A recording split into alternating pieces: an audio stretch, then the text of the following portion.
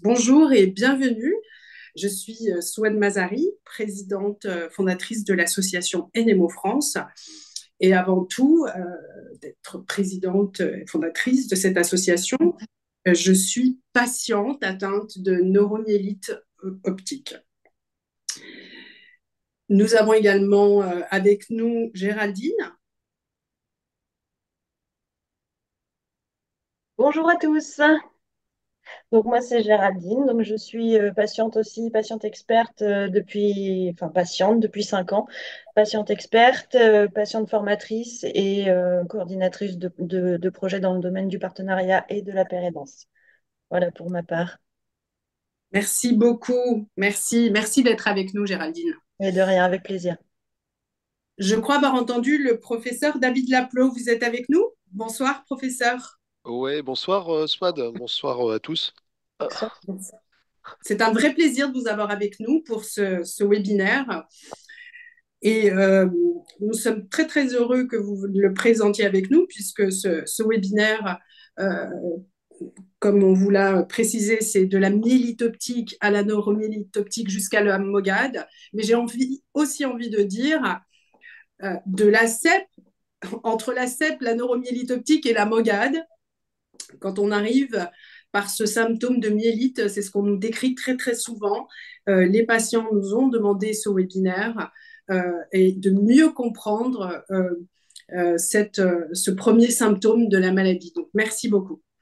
Nous allons commencer tout de suite, si vous le permettez, professeur Laplot, avec cette vidéo avec le docteur Galin pour bien comprendre la rééducation juste avant que vous interveniez sur la maladie et le Ok, diagnostic. Merci beaucoup.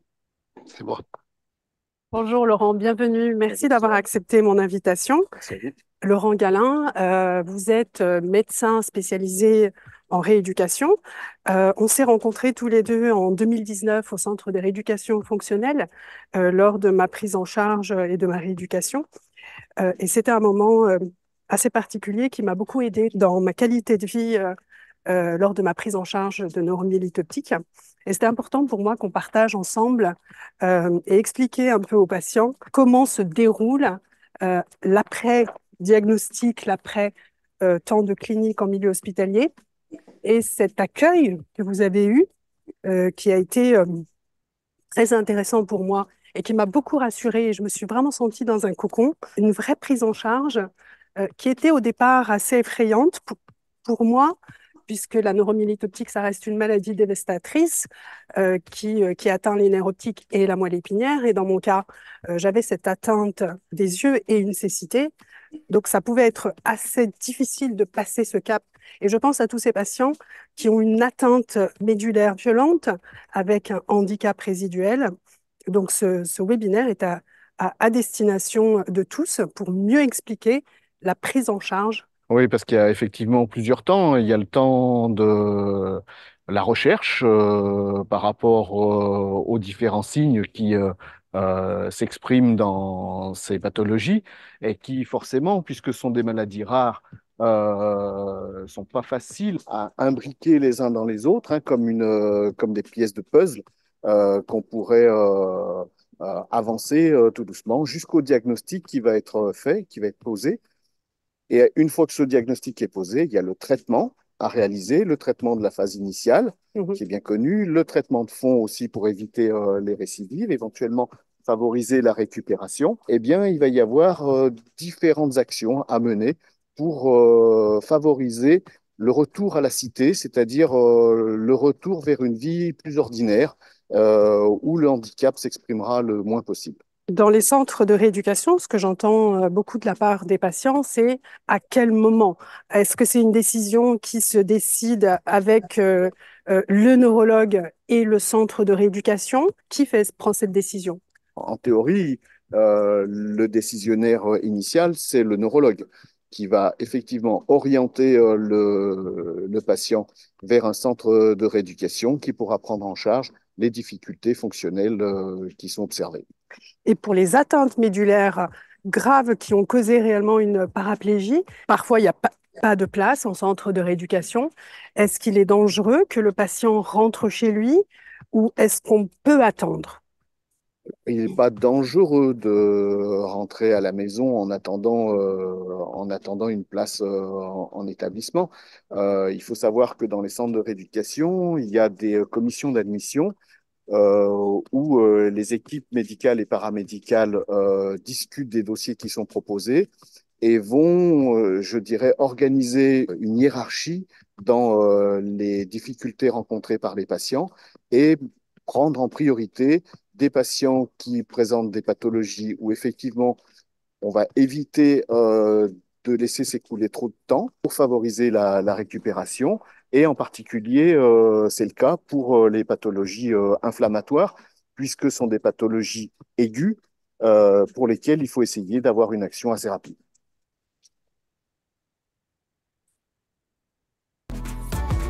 Laurent, la question qui est posée très très souvent par les patients, c'est pourquoi je devrais aller en centre de rééducation? Je ne suis pas en fauteuil. On peut aller en centre de rééducation avant d'être en fauteuil, justement, pour essayer d'éviter de se retrouver en fauteuil. L'idée de la rééducation, la réadaptation, c'est euh, d'augmenter les performances fonctionnelles pour éviter au maximum le handicap. Alors bien sûr, on ne va pas forcément effacer tous les handicaps, mais on va travailler de telle sorte que la vie soit plus facile et plus ordinaire pour les patients. Vous êtes en contact avec les neurologues concernant la prise en charge des patients qui ont une atteinte très très sévère et qui font des allers-retours entre le centre de rééducation et le service neurologie, ou est-ce que vous gardez les patients qui ont encore besoin de rester hospitalisés et qui ne peuvent pas rentrer à la maison? Ça dépend du cas du patient. Si son état nécessite le maintien en hospitalisation complète en rééducation, il sera gardé dans le service où il est hospitalisé. Dans ce service-là, il peut très bien y avoir des possibilités d'aller-retour dans le service de neurologie pour faire le point avec l'équipe de neurologie qui nous a adressé le patient. Dans le parcours de soins, c'est le neurologue souvent qui adresse au service de rééducation qui est une spécialisation en neurologie. Et à ce moment-là, effectivement, les communications, elles sont entretenues et elles sont multipliées si nécessaire. Les patients ont des questionnements après ce diagnostic, après cette annonce diagnostique. Euh, Évidemment, il y a un temps d'acceptation. Le temps d'acceptation du diagnostic perturbe ce temps de la nécessité de la rééducation qui doit être rapide, n'est-ce pas, Laurent? Alors, il vaut mieux effectivement débuter la rééducation le plus rapidement possible. C'est fonction des troubles qui vont gêner la vie des personnes atteintes de pathologies inflammatoires médulaires, parce qu'il y a des troubles moteurs, des troubles sensitifs, il y a des troubles aussi vésico-sphinctériens qui peuvent être là, et c'est vrai qu'on peut se poser la question de l'intérêt d'une rééducation dans ce cas-là. À cause de ces troubles qu'on ne comprend pas au moment où les praticiens hospitaliers ont mis le focus sur le diagnostic, sur le traitement, il y a une incompréhension de ces séquelles, des troubles vésico-sphinctériens. Comment je vais faire? Si je dois aller en rééducation, comment je vais gérer ces problématiques? Si j'ai une atteinte médulaire et que ma mobilité est très entravée, qu'il y a un besoin de canne ou des vrais troubles d'équilibre et de la marche, et en général, quand on sort de l'hôpital, on n'est pas encore au stade où on sait qu'on va avoir besoin d'un fauteuil. Et tout ça, c'est très compliqué pour le patient d'envisager cette rééducation. Et comment on peut aujourd'hui expliquer au patient que dans un centre de rééducation, il va trouver toutes les ressources nécessaires, notamment avec des différents praticiens comme le psychomoteur, comme la psychomotricienne, pardon. Euh, Est-ce que l'urologue fait partie de la prise en charge en centre de rééducation? S'il y a des troubles vésico-sphinctériens, l'équipe de rééducation va se mettre relation avec un neuro-urologue, un urologue spécialisé dans les neurovessies. Mais il n'y a pas d'urologue à proprement dit au sein du centre de rééducation Ah, fonctionnelle pour gérer les alors, problématiques, ils peuvent intervenir en tant que consultation, et de consultant, pour mais rassurer le patient, pour l'aider pour à l'aider, gérer cette problématique. refaire le diagnostic des troubles vésico-sphinctériens particuliers, bien faire la différence entre différents éléments. Et puis là, dans le centre de rééducation, il y a l'équipe de soins infirmiers qui va éduquer la personne à la prise en charge de ces troubles vésico-sphinctériens et notamment l'équipe peut éduquer aux autosondages si Mhm. c'est nécessaire. Alors, il vaut mieux démarrer assez rapidement parce que on peut prendre en compte les difficultés dès le début, essayer d'éviter que ça s'aggrave. Mhm. Et effectivement, l'intérêt d'un centre de rééducation fonctionnelle, quel qu'il soit, surtout s'il est spécialisé en neurologie, c'est d'avoir une équipe variée qui va comprendre le kiné, bien sûr, hein, c'est ce qu'on envisage le plus facilement en centre de rééducation, l'ergothérapeute, le psychomotricien, effectivement. Je parle des équipes de soins infirmiers qui comprennent bien les troubles neurologiques et qui savent les prendre en charge, protéger la peau, résoudre les problèmes vésico-sphinctériens. Vous avez La psychologue, la psychologue, bien sûr, très psychologue, important. la neuropsychologue s'il y a des troubles cognitifs éventuellement, la diététicienne si on Mhm. doit résoudre les problèmes d'alimentation et de transit éventuellement, l'assistante sociale aussi qui peut être là, et puis un métier un peu particulier qui est celui d'éducateur en activité physique adaptée qui d'emblée peut proposer des activités. Alors, ce ne sont pas des activités sportives poussées. Hein. Mhm. Le but de la manœuvre, c'est pas d'aller aux Jeux Olympiques. Hein. C'est surtout de Mhm. proposer des activités sportives qui sont des activités Mhm. relativement ludiques, qui se D'accord. font souvent en groupe et qui permettent d'intégrer le patient qui se sent souvent complètement isolé et dans une solitude très angoissante, Mhm. de le remettre dans un groupe, de le remettre dans la cité, comme on Mhm. dit, hein, comme j'ai dit tout à l'heure, et effectivement reprendre confiance en lui et avancer dans sa rééducation. Est-ce que les personnes qui sont souvent, on voit dans la neuromyélite optique, que ce soit ou la MOGAD ou l'ADEME, des patients qui sont à la fois qui ont des troubles cognitifs sévères et une atteinte médulaire, comment trouvent-ils leur place en centre de rééducation alors qu'ils n'arrivent plus à reconnaître leur entourage et qu'ils ont énormément de mal à se concentrer? Il y a aussi cette fatigue. Comment sont pris en charge ces patients qui ont des atteintes très, très sévères C'est l'équipe pluridisciplinaire qui a l'habitude de prendre en charge ce type de soucis au sein du centre de au sein rééducation. du centre de rééducation. Pas parce que ils sont particulièrement spécialisés dans la névrite optique et les atteintes médulaires inflammatoires, mais parce qu'il y a des tas de pathologies qui peuvent entraîner des troubles neurocognitifs sévères. Et les équipes ont l'habitude de gérer ça pour faciliter la prise de conscience quand c'est possible de ces difficultés et l'adhésion du patient à sa rééducation, ce qui n'est pas toujours facile dans les troubles neurocognitifs. C'est très compliqué sur des patients qui sont très, très fatigués et qui viennent de sortir d'hospitalisation avec très souvent, au préalable, il y a une des corticoïdes, des bolus de cortisone, il y a le traitement qui démarre, donc il y a une énorme fatigue. Comment ces patients sont qui sont des patients avec des maladies qui ne sont pas encore connues, dont la sensibilisation n'est pas faite. Euh, et effectivement, c'est des patients qui souffrent et qui nous témoignent de leur grande fatigue et de cette difficulté à rentrer en centre de rééducation parce ils nous ont exprimé qu'il fallait du temps et qu'ils étaient trop fatigués pour faire les exercices. Les équipes de rééducation ont l'habitude de gérer ça et elles interviennent de manière adaptée et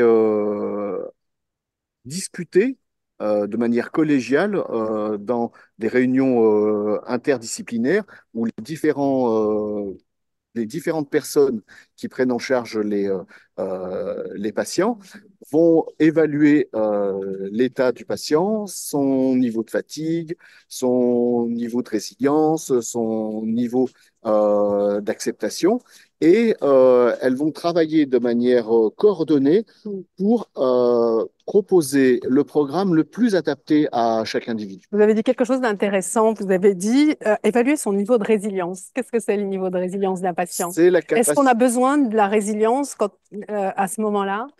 tout le temps, on a besoin Tout de le la temps? résilience, bien sûr, On la parce que trouve? c'est quand même une épreuve qui est extrêmement violente, hein. La Hmm. perte de la vision en quelques heures, quelques jours, L'atteinte médulaire, éventuellement, voilà, la l'atteinte perte, euh, médulaire qui va se faire avec des la perte de gros. la mobilité. Ah ben, Ouais. bien sûr, se retrouver tout seul, essayer d'expliquer ça à l'entourage ou aux professionnels de santé qui maîtrisent pas forcément le sujet, c'est pas simple. Il va falloir rebondir parce que l'idée, c'est pas de rester tout seul au fond de son lit ou au fond de son fauteuil et d'attendre que ça passe. Hmm. L'idée, c'est de se battre et de se battre ensemble.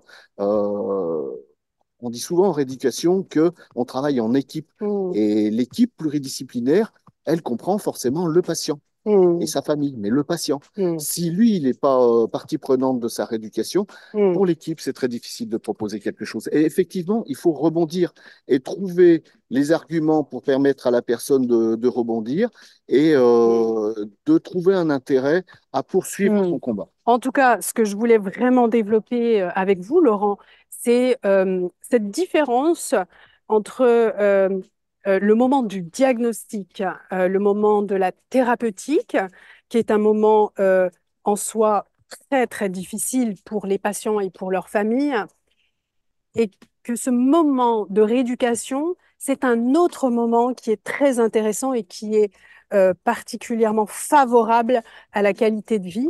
Donc, je vous remercie beaucoup, Laurent, pour cet échange. Merci d'avoir accepté mon invitation. Nous nous retrouvons tout de suite avec le professeur David Laplot, qui va nous parler du diagnostic et de la prise en charge de ces maladies inflammatoires rares du cerveau et de la moelle. À tout de suite.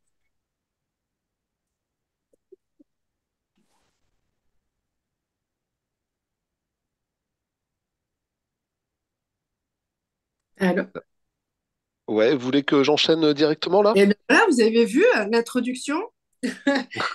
C'était pas mal, non? C'est très bien. N'hésitez pas, bien sûr, si vous souhaitez revenir sur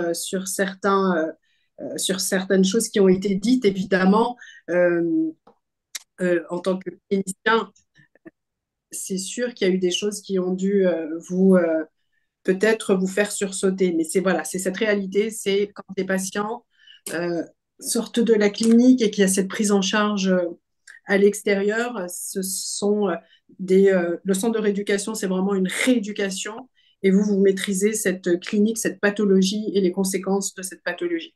Donc, merci, allez-y. Alors juste pour préciser, donc si vous avez des questions, surtout n'hésitez pas. Je crois il y a un chat qui est ouvert là qui s'appelle questions et réponses. Euh, alors normalement vous devez bien voir là. Normalement vous devez voir mon écran. Si jamais il y a un problème, je veux bien que vous me le signaliez. Votre On le écran voit se très voit, bien. je pense. On le voit très bien, votre écran. Ok, Il y a pas de souci. super. Donc, je vais vous parler effectivement, donc, comme le disait Swat, de neuromyélite optique. On va essayer de faire un petit peu le tour de la question. Alors évidemment, c'est toujours un peu compliqué pour faire le tour de l'ensemble des choses hein, sur un temps limité. On pourra en parler pendant des heures et des heures de cette maladie.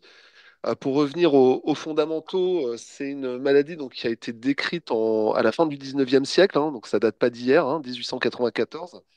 Ce sont les travaux d'Eugène Devic et de son élève Fernand Gau à Lyon, pour lequel il a fait sa thèse qui a permis en fait d'identifier cette maladie.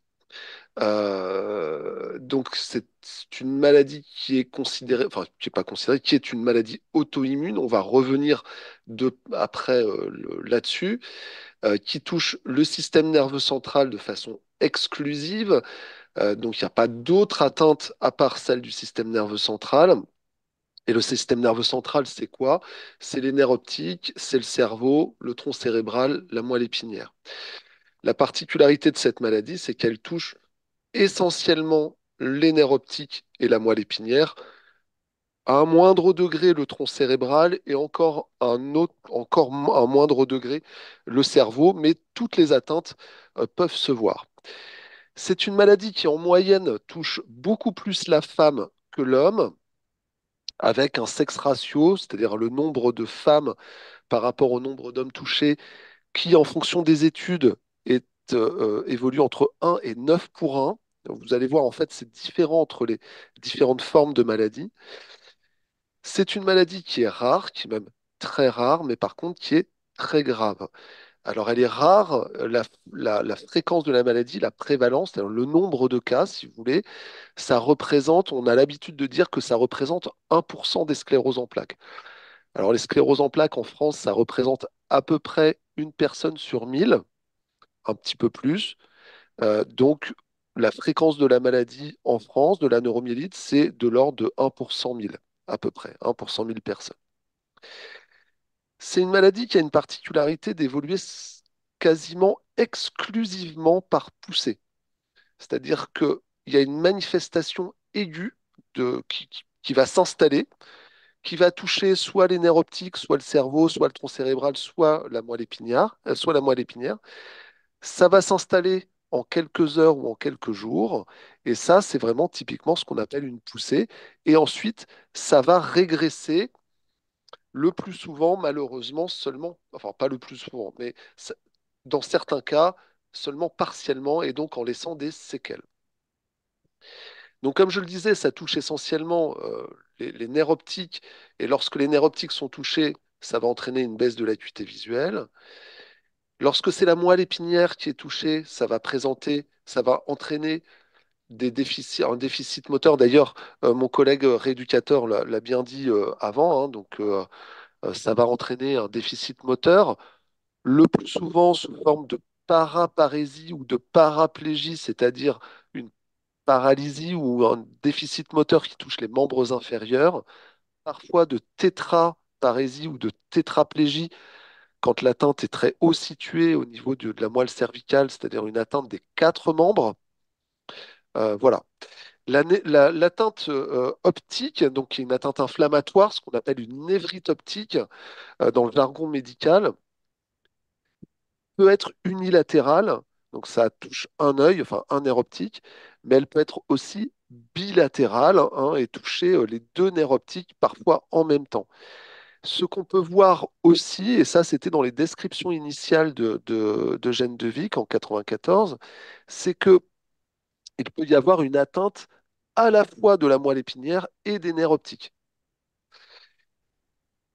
Cette maladie, alors c'est une maladie auto-immune, ce que je disais tout à l'heure. Dans la plupart des cas, elle est liée à la présence d'un anticorps qui a un nom un peu barbare qui s'appelle anti-AQP4. AQP4, ça veut dire aquaporine 4. Et l'aquaporine 4, c'est une molécule en fait qui se situe. Alors, on va la retrouver au niveau des cellules épandymères, ce que vous avez sur le schéma ici. Les cellules épandymères sont les cellules qui bordent les ventricules au niveau du cerveau et au niveau d'un canal qu'il y a au centre de la moelle épinière. Et ces molécules d'aquaporine 4, on va aussi les retrouver dans le cerveau et puis enfin un peu partout dans le système nerveux central au niveau d'une cellule particulière qui s'appelle des astrocytes, qui sont des cellules qui sont extrêmement importantes dans le fonctionnement du système nerveux central et qui sont très proches des vaisseaux sanguins. Et ces molécules se situent sur les prolongements des astrocytes qui sont au contact des vaisseaux sanguins et qu'on appelle les pieds astrocytaires. Donc ça, c'est, on va dire, la forme la plus fréquente, c'est 75% des cas de neuromyélite où on va retrouver un anticorps anti-AQP4. Dans les autres, enfin, entre 50 et 75%, ça dépend des études, ça dépend de où c'est fait. Dans les patients qui ne sont pas AQP4 positifs, on va retrouver dans la majeure partie des cas un autre anticorps qui s'appelle la MOG, des anticorps anti-MOG, et qui va donner lieu à alors, une maladie qui est un petit peu différente, qu'on appelle maintenant la MOGAD, et qui est liée justement à la présence de de ces anticorps anti-MOG. On va y revenir après, ne vous inquiétez pas. Et enfin, dans un certain nombre de cas qui est plus rare, on retrouve des patients qu'on appelle double séronégatifs, qui sont des patients chez lesquels on ne trouve ni anticorps anti-AQP4, ni anticorps anti-MOG.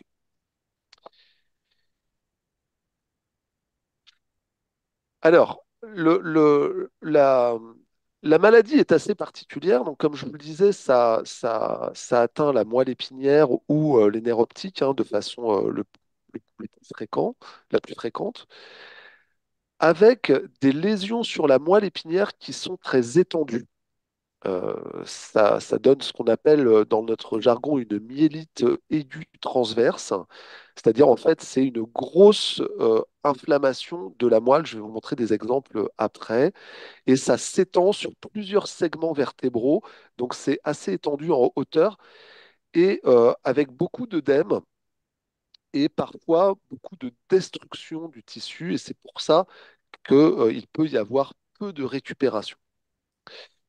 On va voir au niveau des nerfs optiques, donc des lésions qui peuvent, elles aussi, comme sur la moelle, s'étendre de façon importante. Donc on peut avoir une atteinte qui touche les deux nerfs optiques en même temps, comme je l'ai dit tout à l'heure, mais qui peut remonter jusqu'au chiasma optique. Et donc ça va donner évidemment des atteintes visuelles qui sont des atteintes profondes et qui peuvent ne pas récupérer ou récupérer seulement partiellement, là encore. Habituellement, il n'y a pas de lésion dans le cerveau. On peut en voir de temps en temps, je vous montrerai des exemples, mais c'est quand même plus rare. Et puis, enfin, c'est ce que je disais tout à l'heure, on peut retrouver des lésions sur le tronc cérébral, et souvent, ça va donner à ce moment-là des atteintes un peu particulières, avec un syndrome très spécifique qu'on appelle le syndrome de l'area postrema. Je vous montrerai un exemple après, où les patients vont présenter des hoquets qui ne passent pas, qui ne cèdent pas, hein, qui peuvent durer des jours et des jours, où ils ont un hoquet continu, ou parfois des vomissements continus, alors qu'il n'y a pas il y a pas de maladie, il n'y a pas de gastroentérite, hein, vous voyez, il n'y a pas de choses comme ça. Donc voilà ce qu'on voit globalement sur le plan clinique chez les patients. Alors, sur le plan radiologique, je vous montre là un exemple typique d'un patient. Vous avez donc une IRM de la moelle épinière, en fait, de la région cervicale de la moelle épinière. Ici, avec ma flèche, si vous voyez, on a le cerveau, hein, qui est en haut. Puis là, vous avez le cordon médulaire, les vertèbres. Donc là, vous avez le corps de la vertèbre et ici, ce qu'on appelle les épineuses, donc la partie antérieure. Et au milieu, se situe le canal rachidien, et c'est dans ce canal rachidien qu'on va trouver la moelle épinière qui va descendre à peu près jusqu'au milieu du dos. Et donc, cette moelle épinière, elle peut être le siège en fait d'une inflammation, donc ce qu'on va appeler une myélite, c'est-à-dire une lésion médulaire. Ici, ce que vous voyez qui apparaît en blanc sur le cordon médulaire. Donc là, vous avez la moelle qui apparaît gris foncé. Et là, au sein de cette moelle, vous avez une grosse myélite avec une atteinte assez importante qui s'étale sur un, 2, 3, 4, voire 5 étages, ce qui est évidemment très important.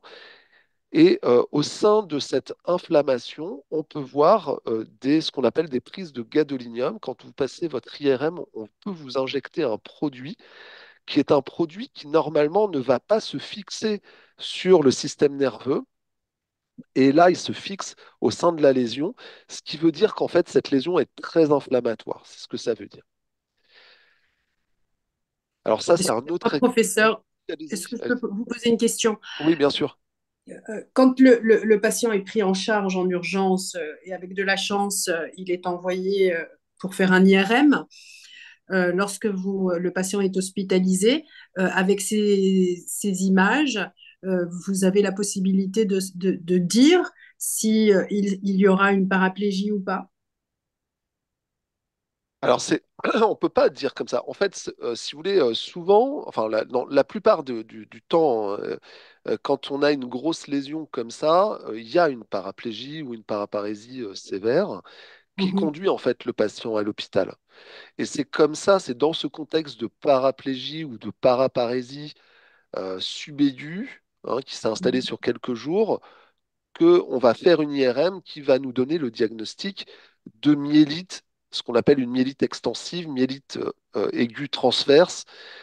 Et dans la myélite aiguë transverse, évidemment, une des premières causes, c'est la neuromyélite optique de De Vic. D'accord? Mais il n'y a pas que ça, D'accord. il y a d'autres causes, Et hein. la Il y a en d'autres plaque aussi. Mhm. Comment? Alors la La- sclérose en plaques, ça donne rarement des choses comme ça. On va revenir après dessus. Ah, Je vais vous d'accord. montrer, mais ça donne quand même assez rarement des choses comme ça. Ça peut, mais c'est quand même assez rare. Par contre, il y a d'autres maladies inflammatoires qui peuvent donner ça, hein. Une neurosarcoïdose, par exemple, peut donner des choses comme ça aussi. Des tumeurs médulaires aussi. Voilà. Donc il y a plein d'autres choses, hein, qui peuvent donner ça. Donc là, c'est un deuxième exemple, hein, de myélite. Et en fait, c'était pour vous montrer, en fait, si vous regardez bien, vous voyez ici le cordon médulaire. Et donc ici, il y a cette lésion, hein, qui est très importante, qui est tendue encore une fois sur plusieurs segments.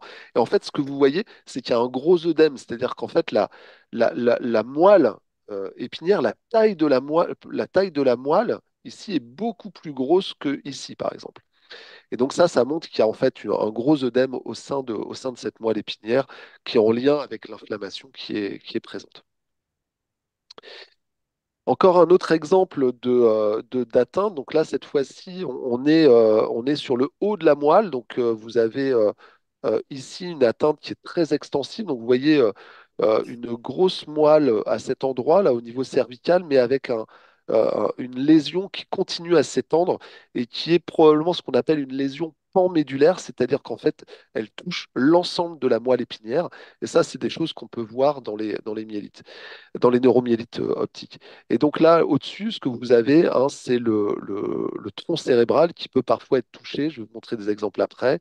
Ici, vous avez le cervelet. Donc là, on est sur le cerveau, hein, sur la partie arrière du cerveau, alors que là, on est sur la moelle épinière. Là, c'était un exemple pour vous montrer une atteinte au niveau des nerfs optiques et plus particulièrement, donc là, on est sur la fin du nerf optique droit. Et ce que vous voyez ici, c'est ce qu'on appelle le chiasma optique. C'est la zone où les deux nerfs optiques se rejoignent, hein. Donc, je ne vais pas vous faire encore sur les voies visuelles, mais les deux nerfs optiques se rejoignent et on va ensuite aller sur la partie postérieure du cerveau qui s'appelle le cortex occipital. Et donc là, ce qu'on voit, c'est une lésion, un nerf optique qui est très gros parce qu'il y a un œdème avec une prise de contraste. Donc on a injecté du gadolinium, on a injecté ce que je vous disais tout à l'heure, ce que je vous montrais sur la moelle. Bah là, c'est pareil. Ce produit vient se fixer sur le nerf optique et il montre qu'il y a une grosse inflammation à cet endroit-là. Alors là, c'était pour vous faire un petit récapitulatif des choses qu'on pouvait voir, hein, parce que évidemment, c'est une atteinte préférentielle sur la moelle, oui, donc sur la myélite ou sur les nerfs optiques, mais pas que. Il y a d'autres atteintes qu'on peut visualiser. Il a été, je crois, évoqué tout à l'heure dans le reportage la notion d'ADEME. Alors, une ADEME, c'est très particulier, c'est une encéphalite pour le coup. Donc, c'est une inflammation du cerveau. Et ça va donner en fait des lésions, comme vous pouvez voir, que je montre avec ma flèche, qui sont des lésions extensives sur le cerveau, ce que vous avez ici aussi, ou ici. Mhm. Donc avec des grosses lésions, ou parfois des lésions comme ici, ce qu'on appelle des lésions pseudo-tumorales.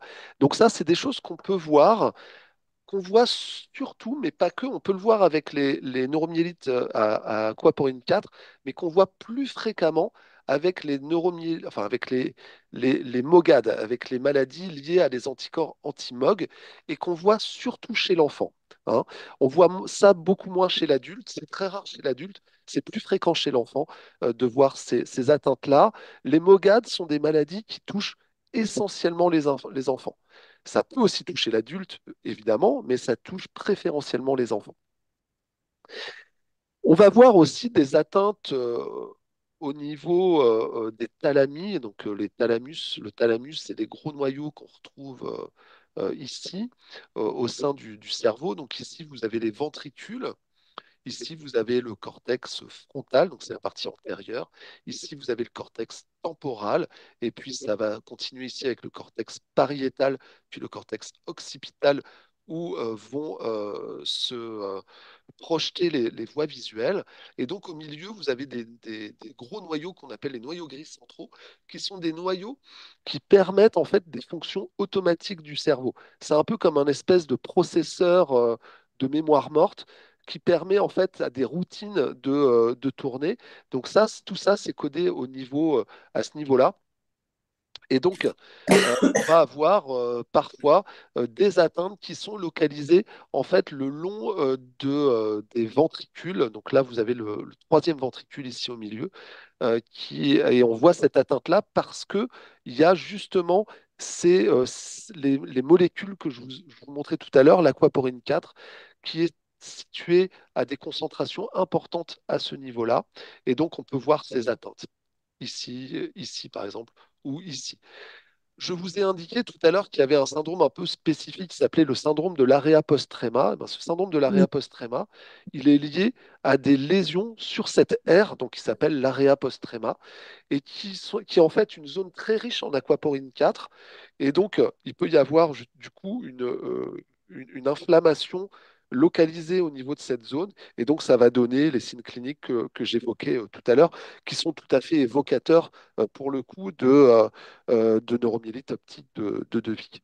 Donc, vous avez bien compris que la neuromyélite optique de Vic, alors quand ça avait été décrit initialement par De Vic, pour lui, c'était une seule maladie. En fait, il a fallu attendre entre 1894 et 2005 pour qu'on comprenne que c'était effectivement une maladie. Donc, il a fallu attendre 111 ans. Pourquoi? Parce que en même temps, il y a eu le développement, enfin la description un petit peu antérieure à De Vic de la sclérose en plaques par Charcot. Et la sclérose en plaques, c'est aussi une maladie inflammatoire du système nerveux central, qui ressemble d'ailleurs beaucoup hein, à la neuromyélite. On va revenir dessus après. Et pendant 110 ans, en fait, on a pensé que la neuromyélite optique de Devic, c'était en fait une sclérose en plaques un peu particulière.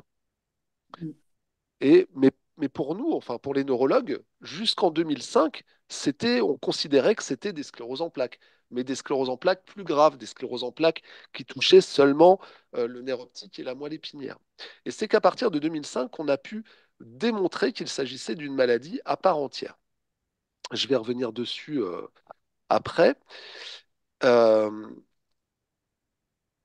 donc, il faut bien que vous compreniez, c'est que donc maintenant on sait que en fait c'est pas vraiment une maladie, mais c'est un syndrome, la neuromyélite optique, puisque c'est un syndrome qui regroupe au moins deux maladies. La première étant la vraie neuromyélite optique, celle qui est dépendante des anticorps anti-AQP4. Ça, c'est la première, la plus fréquente. La MOGAD, qu'on va retrouver plus chez l'enfant, mais qu'on peut aussi trouver chez l'adulte, qui est liée à des anticorps anti-MOG.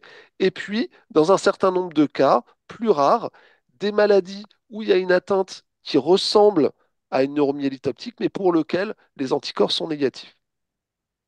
Alors justement, je vais vous parler un peu des différences qu'on peut voir entre ces différentes maladies. Alors, je suis désolé, la diapositive est en anglais, mais c'est pas très grave, puisque je vais vous faire la traduction en même temps. Vous avez donc, on a comparé là dans ce travail les neuromyélites optiques à aquaporine 4, donc la vraie neuromyélite optique, les MOGAD et la sclérose en plaques, MS en anglais pour multiple sclerosis. Alors, vous allez voir déjà sur le plan de la répartition en termes de sexe, c'est pas du tout la même chose. Dans la sclérose en plaques, il y a une prédominance de la femme. Il y a à peu près 3 femmes pour un homme atteint. Mais dans la neuromyélite optique à aquaporine 4, c'est 9 femmes pour un homme. Vous voyez? Donc c'est une maladie qui touche pas exclusivement, mais de façon très prépondérante la femme. Par contre, c'est pas du tout vrai pour la MOGAD. Pour la MOGAD, on a autant de risques chez l'homme que chez la femme. Sur le plan ethnique, la sclérose en plaques, c'est une maladie qui touche beaucoup les personnes d'origine caucasienne. Alors, on peut aussi voir chez les personnes africaines et nord-africaines, mais on va retrouver surtout chez les personnes caucasiennes. Dans la MOGAD, ça touche tout le monde. Par contre, dans les NMO AQP4, on va avoir ça, on va avoir pas une prépondérance, mais une augmentation de la fréquence chez les Afro-Caribéens, chez les Asiatiques, même si on peut le voir aussi évidemment chez les Caucasiens sans difficulté, quoi. Pour la façon dont ça évolue. Alors, la sclérose en plaques, typiquement, ça va évoluer sous forme de poussée, en tout cas au début. Rarement, il peut y avoir une forme progressive, c'est-à-dire des gens qui vont s'aggraver petit à petit dès le début de la maladie. Ça, c'est 15% des cas, alors que la forme à pousser, c'est 85% des cas.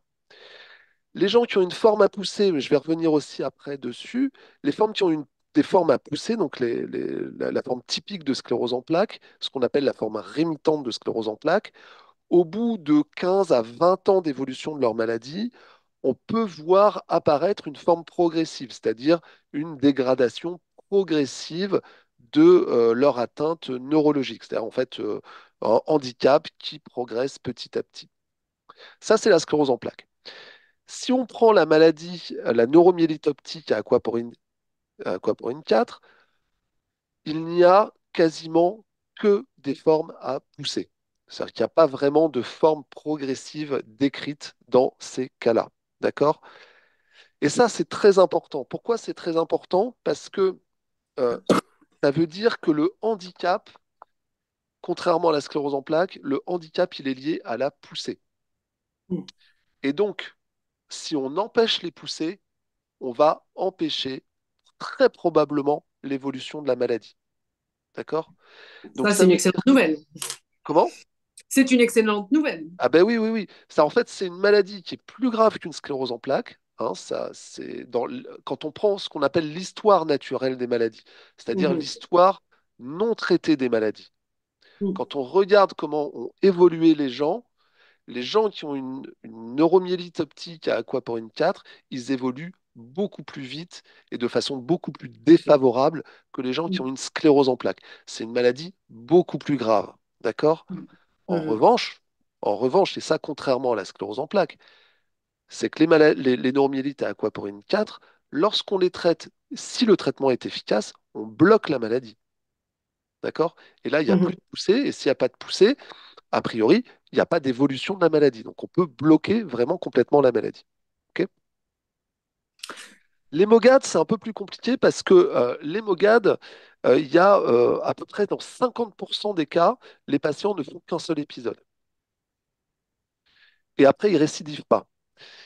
Et évidemment, quand on les voit pour la première fois, ben, on ne le sait pas. Hein. On ne sait pas s'ils font qu'un seul épisode ou s'ils vont en faire plusieurs. Et donc, dans 50% des cas, ils ont encore une fois plutôt une évolution par poussée. Il y a très peu d'évolution progressive. Alors, après, si on rentre un peu plus en détail sur les symptômes de la myélite, on va avoir en fait globalement ce que je vous disais, dans les neuromyélites, on a globalement une forme qui est plus sévère que ce qu'on a dans la sclérose en plaques. On a une atteinte d'un déficit moteur qui est plus profond chez les gens qui ont une atteinte liée à la neuromyélite que dans la sclérose en plaques, tout simplement parce que c'est une maladie qui est plus inflammatoire et qu'il y a des dégâts tissulaires qui sont plus importants. Mhm. Alors, sur le plan des troubles vésico-sphinctériens, on en a parlé un petit peu tout à l'heure avec mon collègue rééducateur. Alors, c'est des choses qui vont se voir de façon assez commune hein, dans toutes les maladies, que ce soit la sclérose en plaques ou la neuromyélite à aquaporine 4. Pour la MOGAD, c'est un peu particulier, c'est assez fréquent, c'est même plus fréquent parce que la myélite souvent atteint les dernières parties de la moelle épinière et qui correspondent justement aux zones où il y a les nerfs de la vessie et des parties génitales. Euh, voilà, alors ce qu'on peut dire aussi, c'est que souvent, lorsqu'il y a une atteinte médulaire, dans les myélites, dans les neuromyélites optiques, surtout à QP4+, il y a des séquelles qui sont parfois assez importantes. Donc, vous voyez, là, donc on a regardé le risque, enfin le pourcentage d'EDSS7. Alors, EDSS7, ce sont des gens qui peuvent encore marcher sur quelques pas. Hein, ça s'appelle, chez nous, on appelle ça EDSS7. Eh bien, après une poussée de myélite, on a ça quand même dans 30% des cas chez les gens qui ont une neuromyélite optique, alors que c'est quand même extrêmement rare chez les gens qui ont une sclérose en plaques. Il peut y avoir évidemment, hein, des gens qui ont une sclérose en plaques qui vont avoir du mal à marcher, mais ça va arriver tardivement dans la maladie. Je pense qu'il y a beaucoup de patients qui vont venir vous voir pour un second diagnostic parce qu'on a l'impression que chez vous, je sais que vous êtes très très spécialisé aussi, que vous faites beaucoup de choses sur la sclérose en plaques et la neuromyélite optique. Mais j'ai l'impression que chez vous, c'est évident. Euh, vous voyez tout de suite si l'entrée de la maladie se fait par une myélite, si c'est une neuromyélite optique ou une sclérose en plaques. Alors, c'est pas aussi évident que ça. Mais maintenant, on a quand même des outils diagnostiques qui sont très performants. Si vous voulez, à partir du moment où on est au début de la maladie, qu'il y a une atteinte de la moelle, qu'il n'y a pas d'atteinte du cerveau, si, il y a une atteinte de la moelle qui correspond à la définition de la myélite du transverse, on sait qu'on a quand même des chances de tomber sur une neuromyélite, hein. Et si les anticorps sont positifs, on sait que c'est ça. Et d'ailleurs, on va traiter les gens sans attendre qu'ils fassent une deuxième poussée, hein, par exemple. Hmm. D'accord? Mais c'est pas toujours aussi simple que ça. C'est-à-dire que vous pouvez avoir des cas qui sont des cas un petit peu frontières où vous ne savez pas trop. Les anticorps sont pas positifs. Donc, si vous avez des anticorps négatifs, c'est quand même compliqué de faire un diagnostic pour le coup. Et les anticorps, bah, ils sont pas positifs à chaque fois, hein, vous voyez? Donc voilà, c'est pas aussi simple. Alors il y a une question. Ouais. Bonjour et merci pour la qualité des présentations. Y a-t-il des pistes sur la bonne ou mauvaise réponse aux corticoïdes en urgence? Des pistes de recherche sont-elles en cours pour les formes séronégatives? Alors, il y a des pistes, oui, alors, enfin, pour prédire la bonne ou mauvaise réponse aux corticoïdes en urgence. Non, il y a pas d'éléments qui permettent de prédire, à ma connaissance, si un patient va bien répondre aux corticoïdes. Mais lorsqu'il y a une atteinte qui est très sévère, qu'elle soit médulaire, donc par exemple quelqu'un qui va être paraplégique ou quasi paraplégique sur sa poussée, ou qui a une atteinte des nerfs optiques extensive avec une acuité visuelle qui est nulle, hein. C'est des gens qui voient pas du tout, hein, ils voient plus rien. Ou alors encore pire si c'est une atteinte bilatérale. Quand vous avez deux nerfs optiques, on se retrouve avec des patients qui la veille voyaient normalement et le lendemain ne voient plus rien du tout. Donc là, évidemment, on va faire des corticoïdes, mais surtout, on va programmer ce qu'on appelle des échanges plasmatiques pour ne pas perdre de temps, justement, au cas où il n'y a pas de réponse à la corticothérapie. Est-ce qu'il y a des pistes de recherche sur les formes séronégatives? Oui, il y a des pistes de recherche. Par exemple, mon laboratoire, avec celui de Romain Marinier à Lyon, on a une, une étudiante en thèse de sciences en commun où justement on travaille à découvrir des anticorps. On pense qu'il y a certains patients qui ont des anticorps qui ne sont ni des anticorps anti-AQP4, ni des anticorps anti-MOG. Donc qui auraient peut-être d'autres types de maladies. On est en train de travailler là-dessus justement. Je reprends ma comparaison sclérose en plaques et neuromyélite. Alors on voit, c'est ici, vous avez un item qui est la récupération de la myélite. Dans la sclérose en plaques, quand un patient fait une poussée, en principe, en tout cas au début de la maladie, il va plutôt bien récupérer. C'est souvent pas vrai chez les gens qui ont des neuromyélites avec des aquaporines 4. Souvent, ils récupèrent pas bien, il y a des séquelles. C'est moins vrai pour la Mogad, qui a globalement un pronostic qui est meilleur que AQP4, où il y a plutôt une bonne récupération. Alors, pour les atteintes qui se situent hors de la moelle, par exemple, la névrite optique. Alors, la névrite optique, c'est commun, hein, dans la sclérose en plaques. Dans la Mogad, c'est un élément qui est très, très, très fréquent. C'est le plus fréquent, en fait, l'atteinte est la plus fréquemment sur le nerf optique. C'est vrai aussi à un moindre degré, mais c'est vrai aussi pour les aquaporines 4. Les syndromes de l'area postrema que je vous ai cité tout à l'heure, c'est typiquement une atteinte liée à la présence d'anticorps anti-AQP4. Les ADEM, donc les atteintes ouais, Excusez-moi, j'ai juste une petite question à ce sujet. ouais, Par Oui, moi rapport à aussi. l'area postrema, parce que je crois que on est dans le même cas en fait. On est toutes les Toutes deux les deux, oui. séronégative et on a toutes les deux eu un area postrema. Donc, ouais. qu'en est-il à ce niveau-là? Parce que c'est assez perturbant. C'est ça. Quand- Moi, j'allais poser exactement la même question. Merci Géraldine. C'est-à-dire Ça m'a interpellée de la même manière. qu'en est-il, c'est quoi votre question exactement? Comment ça, vous dites que s'il y a un arrêt post-tréma, c'est qu'il y a un AQP4, sauf qu'on est Non, toutes c'est que les la deux des QP4 contre-exemples. s'exprime. Alors, Excuse-moi, la QP4, vous dites que la QP4 s'exprime beaucoup dans l'AREA post-tréma. c'est ça, exactement. Moi j'ai démarré mes symptômes. L'entrée dans la maladie, c'est par l'AREA post-tréma, avec des nausées, des vomissements et Ouais, le c'est ça. persistant pendant un mois. C'est ça. La même Euh, chose pour vous. Mm. mais en fait, bah, je pense que je vais répondre moi. Enfin, je n'ai pas été dirigée en neurologie, donc je ne pense pas qu'ils ont fait le test de la QP4. Ah bah oui. Ouais. Je ne l'ai pas eu. Quoi qu'il en soit, j'ai fait 3 autres symptômes, autres que l'arrêt post-tréma, et je suis séronégative comme Géraldine. Géraldine aussi a eu tu as été testée, toi, sur la QP4, Géraldine? Oui, je suis séronégatif pour les deux. Ouais. Ouais, ouais. Ouais. Donc, quand Alors, tu as fait l'arrêt post-tréma, Oui, l'atteinte. ouais. le syndrome de l'arrêt post-tréma, c'est très évocateur d'aquaporine 4. Ça ne veut pas dire que c'est forcément ça, vous voyez, D'accord. hein, Ok. d'accord? Mhm. Mais c'est très évocateur. Pourquoi? Parce qu'il y a beaucoup de molécules aquaporine 4 à ce niveau-là. Donc c'est pour ça on peut le voir euh, plus particulièrement dans les neuromyélites à aquaporine 4. Alors après, ce que vous disiez, Swat, c'est que vous avez pas été diagnostiqué tout de suite et C'est probablement normal. dirigé vers un autre service. Mais ça, c'est typique C'est parce que typique, oui. ce sont des signes qui sont des signes gastro-entérologiques. Donc, quand vous avez des signes comme ça gastro-entérologiques, bah, vous pensez à quoi? Vous pensez à un problème gastro. Mm. Mm. Vous finissez en gastro, quoi. Vous voyez? Oui. Ouais. J'ai eu Mais le on cas a au ça. tout début aussi. Mais, Ouais. Mm. mais ça c'est vraiment typique, hein, ce que vous racontez. Mais on a ça dans d'autres choses, hein, que la neuromyélite, hein. Les patients qui font des accidents vasculaires cérébraux sur le cervelet, par exemple, ils ont des grands vertiges, ils vomissent, ils tombent par terre. Soit on les oriente vers l'ORL, ils finissent en ORL, soit ils finissent en gastroentérologie. Vous Mm, voyez. mm, mm.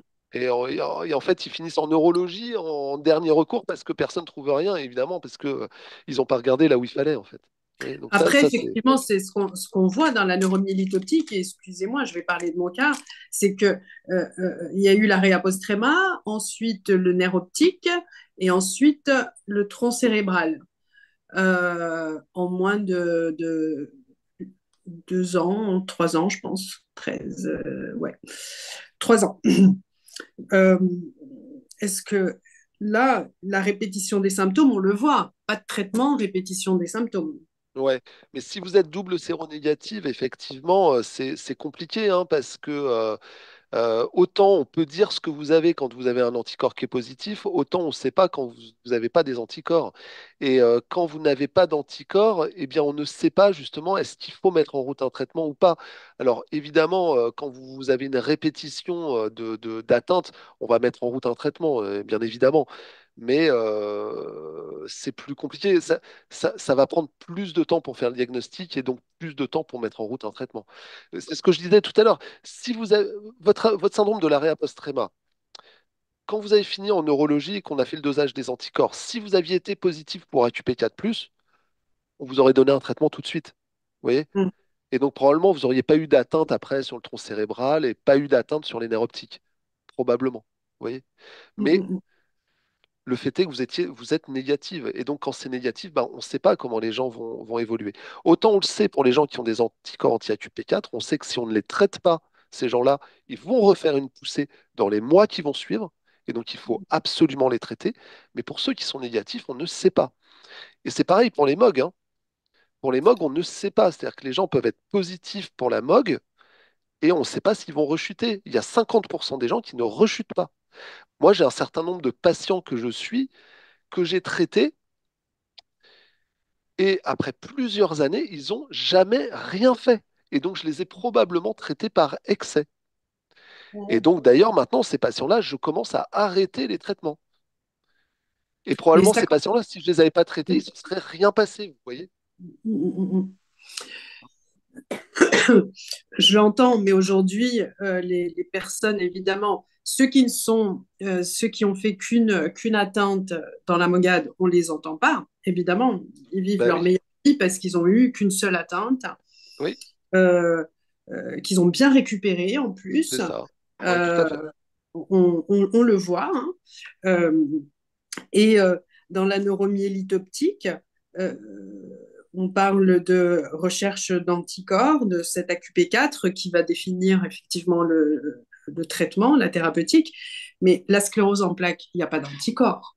Non, il n'y a Euh, pas d'anticorps. Mais quand pour la sclérose en plaques, il y a des événements du système nerveux central, oui, oui, il y a un diagnostic différentiel et il y a une mise sous traitement. Est-ce oui, qu'aujourd'hui, les personnes qui ont que ce soit comme le cas de Géraldine ou de moi-même, on n'a pas l'anticorps et pourtant on est bien. Moi, je ressemble typiquement à une AQP4. oui, Je ressemble oui, à oui, une tout à fait. AQP4 et il y a beaucoup de personnes comme moi qui ont eu les signes cliniques euh, de la neuromyélite optique à anticorps AQP4 sans avoir l'anticorps. Et pourtant, nous sommes défavorisés parce que nous n'avons pas de thérapeutique Mais aujourd'hui, oh, à part une seule.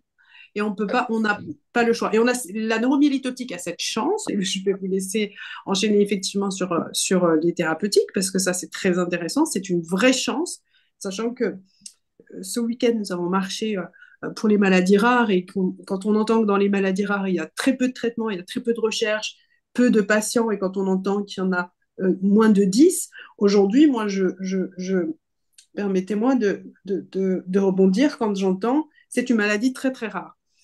On entend oh, tout le temps c'est une maladie très très rare. Est-ce oui, que ça voudrait dire qu'aujourd'hui, parce que c'est très très rare, on ferait euh, euh, comment dire, est-ce que la sclérose en plaques, elle prendrait plus le pas ou ah, mais non, c'est pas ça du tout. c'est En fait, c'est- alors, juste trop parce que là, rare, c'est trop rare. non, non, non, non, c'est pas du tout ça. Là, en fait, il y a beaucoup de choses dans ce que vous dites. Soit je vais essayer de revenir un peu Pardon. pour essayer de traiter un peu tout, mais n'hésitez pas s'il y a des choses que j'ai oubliées. La sclérose en plaques, effectivement, on est capable de faire le diagnostic de sclérose en plaques dès le premier événement. D'accord? OK? Avec un traitement, Oui, avec un une traitement. mise en place d'un traitement. Oui, avec mise en place d'un traitement dès le premier événement. Pourquoi? Parce qu'il y a des critères qui permettent de dire cette personne-là, elle a une sclérose en plaques. D'accord? Quand on est sur la neuromyélite optique, c'est un peu différent. Il y a des critères qui permettent aussi de faire le diagnostic dès le premier événement, mais ces critères, ils dépendent des anticorps, ils dépendent de la présence d'anticorps anti-AQP4. D'accord. Si vous avez l'anticorps anti-AQP4, que vous avez fait une poussée, que ce soit une névrite optique ou une myélite, ou un syndrome de l'arrêt post-tréma, ou ce que vous voulez, on fait le diagnostic de neuromyélite optique à aquaporine 4 et on vous donne un traitement. Mhm. D'accord? Mhm. L'AMOG, c'est la même chose. Si vous faites un premier épisode, qu'on vous dose des anticorps anti-MOG, que vous êtes positive, on sait que vous avez une MOGAD. Mhm. Après, le problème se pose dans la MOGAD, c'est ce que je vous disais, c'est que dans les MOGAD, il y a à peu près une fois sur deux, les patients ne vont pas évoluer. Donc on se pose toujours la question de mettre en route un traitement parce que on peut aussi traiter par excès. Attention, les traitements qu'on utilise, c'est pas des Smarties. Hein, Exactement. c'est des traitements immunosuppresseurs, donc on va pas les utiliser comme ça, voilà quoi, en se disant, bah oui, ok, on le fait parce qu'on sait pas, on n'est pas trop sûr. Bah non, il faut qu'on soit sûr quand même. Hein, donc, parce que si on colle une infection grave à quelqu'un parce qu'on lui a mis un immunosuppresseur, vous voyez, la personne, elle va pas être très contente non plus, c'est normal. Hein. Mhm. Donc, il y a toujours cette histoire de balance entre le bénéfice qu'on attend du traitement et le risque qu'on fait prendre au patient avec le traitement. OK? Donc ça, c'est voilà, ça, c'est ce que je voulais dire. Alors évidemment, évidemment, là où ça se complique, c'est les gens qui vont être négatifs. Mhm. Parce que les personnes qui sont négatives, les patients qui sont négatifs, quand ils ont fait une poussée, ben, on ne sait pas ce qu'ils ont. On ne sait pas ce qu'ils ont. Quand vous avez une atteinte de la moelle épinière isolée, donc ce qu'on appelle une myélite, les anticorps sont négatifs, il n'y a pas les critères pour une sclérose en plaques et on n'a pas les critères pour une neuromyélite. Si on Comment traite faire? les gens, alors on peut évidemment traiter les gens, on pourrait se dire, bah, je vais donner un traitement. Le problème, c'est chez ces patients-là, dans la majorité des cas, il n'y a pas de récidive. Et ils font des myélites qui restent isolés, sans autres atteintes, sans autre atteinte. Donc on donne à ce moment-là un traitement par excès, vous voyez, Mhm. avec les risques que ça comprend, les risques infectieux, les risques éventuels de cancer à long terme, qui peuvent poser problème aussi. Donc c'est pour ça que c'est difficile de traiter dès le début. Alors après, alors ça c'est un cas général, hein, évidemment, hein, Bien je peux pas sûr. rentrer dans chaque cas particulier. Il y a des cas où évidemment sur une myélite isolée, parce qu'elle a des critères de gravité, on va mettre en route un traitement Mm. d'emblée, Ouais. hein, évidemment. Mais voilà, mais dans le cas général, c'est plus compliqué de traiter lorsque vous n'avez pas d'anticorps. Vous parliez des recherches, on fait moins de recherches, etc. Alors, c'est une maladie rare. Les neuromyélites, en général, c'est une maladie rare. Donc, je vous ai dit, c'est 1% des scléroses en plaques. Déjà, la sclérose en plaques, c'est pas une maladie fréquente, hein. Une personne sur 1000. Par exemple, dans mon centre à Nantes, qui est un gros centre, on suit à peu près 2000 personnes qui ont une sclérose en plaques. Faut imaginer que le nombre de neuromyélites qu'on suit, c'est une vingtaine. Vous voyez? Donc, AQP4? non, il y a beaucoup de MOG hein, aussi, hein. D'accord. Mm. Donc, il faut bien imaginer que pour faire de la recherche quand on a des patients très rares, bah, c'est très difficile. C'est très difficile parce que ces patients, on les voit pas souvent, Mhm. on les voit rarement. Et quand on veut avancer sur la recherche, évidemment, il faut les voir plutôt au début de leur maladie et quand ils n'ont pas de traitement. Parce que quand on les voit au moment où il y a des traitements, bah, les traitements vont induire des modifications. Donc, évidemment, c'est plus compliqué. Il faut que Alors, il y a quand même, enfin, je vais prêcher un peu pour ma paroisse, mais il faut que vous vous rendiez compte, c'est que d'abord, il y a eu énormément de progrès sur la neuromyélite optique au cours des 10 dernières années, hein. Et c'est notamment grâce à la mise en place d'un réseau en France qui s'appelle Nomadmus, Noadus. Mm. hein, qui a permis d'abord de mieux connaître ces maladies-là, hein. Il faut que vous vous rendiez compte que le réseau français a permis de faire de l'épidémiologie de ces neuromyélites optiques à un degré que aucun autre pays au monde avait atteint, même les États-Unis, hein. En France, on arrive à publier sur un nombre de patients qui est bien plus important que ce qui est fait aux États-Unis ou en Allemagne ou en Angleterre, par exemple. Donc, il y a beaucoup de recherches qui se font. Je vous ai expliqué là des recherches qu'on faisait actuellement sur justement des patients séronégatifs pour essayer de trouver d'autres anticorps. Mais évidemment, c'est pas simple, hein, c'est pas simple. Ça prend du temps. Ça prend du temps, oui, bien sûr. Ouais. Mais ce que je voulais exprimer, c'est que chaque patient compte. Bah Euh, évidemment. Chaque patient, euh, on n'est pas sur, évidemment, les chiffres servent.